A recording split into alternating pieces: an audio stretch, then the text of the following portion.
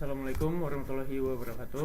Perkenalkan, nama saya Muhammad Eksalam Farisi. Saya dari jurusan Teknologi Informasi dan saya dari program studi TRPL atau Teknologi Rekayasa Perangkat Lunak. Jadi di video kali ini saya ingin memperlihatkan hasil UTS saya di mata kuliah pemrograman berbasis web. Pertama-tama kita membuka Visual Studio Code.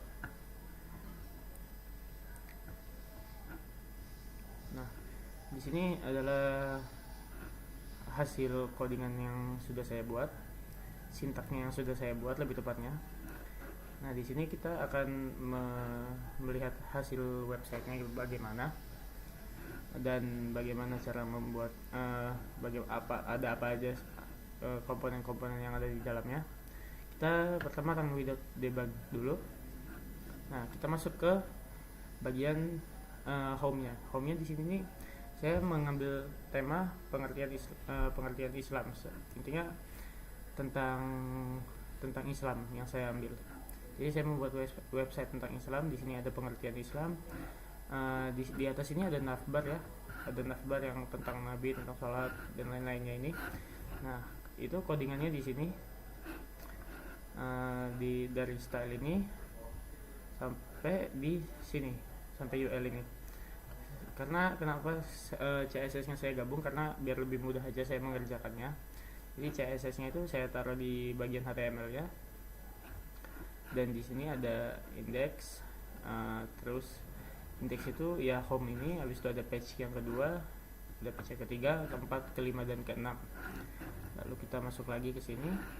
Nah, di sini ada penjelasan pengertian Islam. Lalu jika kita menekan tombol hadis ini, maka kita akan masuk ke page yang kedua, yaitu hadis-hadis tentang Islam.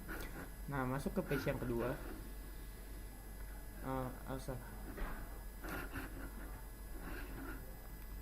Masuk ke yang page yang kedua. Di sini jelas saya menulis di sini hadis pertama menggunakan section class ayat section. Nah, di sini nih jadi biar lebih simpel kita buat gini aja deh. Gini. Nah, di sini saya ingin menjelaskan, ini saya memakai section, makanya dia ada kayak pembungkusnya. Di hadis pertama ada ayatnya, lalu di bawahnya ada artinya gitu. Nah, isinya di hadis kedua ini isinya di page kedua ini hanya ada hadis-hadis tentang Islam yang sudah saya buat. Nah, tidak jauh berbeda dari yang home yang pertama tadi. Lalu kalau kita klik selanjutnya, ini kita masuk ke page yang ketiga, yaitu masjid-masjid terkenal yang ada di dunia gitu. Nah, di sini ada Masjidil Haram, gambar. Nah, gambar ini kita memanggilnya memakai IMG search gitu. Nah, langkah-langkahnya itu pertama kita kasih contoh aja seperti ini. Kalau misalkan kita pengen ngambil gambar gitu untuk dimasukin ke website yang pengen kita buat, anggaplah kita pengen masukin gambar ini, terus kita Ctrl C aja. Nah, website yang kita buat tadi itu nama foldernya apa, itu kita cari dulu di sini. Tadi itu namanya kalau tidak salah Excel UTS. Nah, ini nih Excel UTS ini. Berarti kita masuk ke Excel UTS. Nah, masuk ke bagian IMG ini. Masuk ke bagian IMG. Lalu kita pencet IMG-nya. Habis itu baru kita Ctrl V. Nah, jadi akan muncul gambarnya. Nah, ketika kita memanggil gambarnya ini sesuai sama nama gambarnya, maka dia akan muncul juga gambarnya, kurang lebih seperti itu. Nah, jadi itu yang ada, isi yang ada di dalam page ketiga ini, penjelasan tentang masjid-masjid yang terkenal yang ada di dunia. Lalu kita memasuk ke page yang keempat. Kita pencet aja selanjutnya lagi. Nah, di sini saya tidak jauh berbeda, karena memang di sini saya memakai isi website yang terbilang simpel.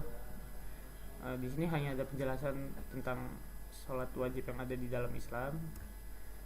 Nah, udah kurang lebih sama kayak tadi. Ini bisa ini tinggal diikutin aja semua sectionnya, habis itu diisi dengan teks atau paragraf yang berbeda gitu. Masuk ke page yang kelima. Di sini ada sholat sunnah yang ada di dalam Islam. Nah, sama aja kayak page yang kelima tadi, tidak jauh berbeda juga.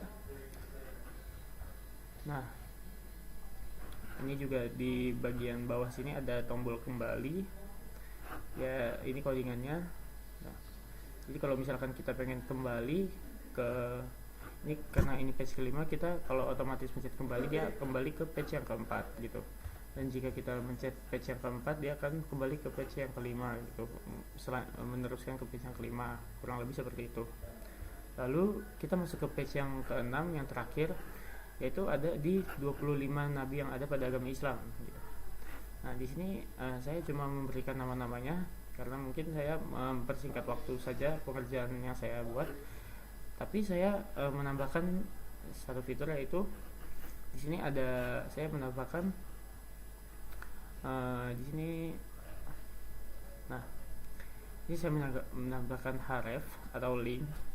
Jadi jika kita di sini ada teks yang berisikan ingin membaca tentang nabi-nabi di atas dengan lebih lengkap, klik di sini ya.